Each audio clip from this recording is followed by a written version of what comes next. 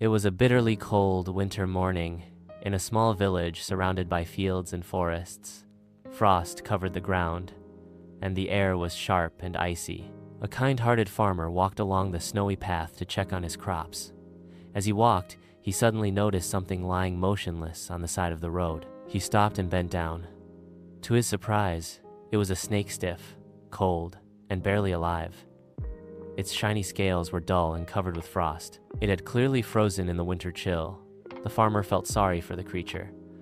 "Poor thing," he said to himself.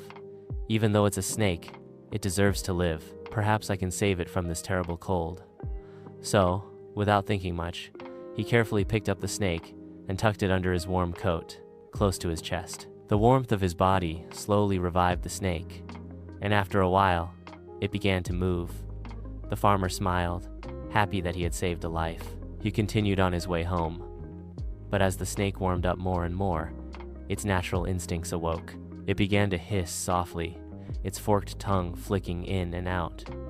The farmer didn't notice at first, but then, as they reached his doorstep, the snake suddenly reared up inside his coat and bit the farmer sharply on the chest. The poor man cried out in shock and pain. "Why did you bite me?" he gasped, pulling the snake out and throwing it to the ground. "I saved your life." The snake slithered a little and hissed coldly. "You knew I was a snake when you picked me up.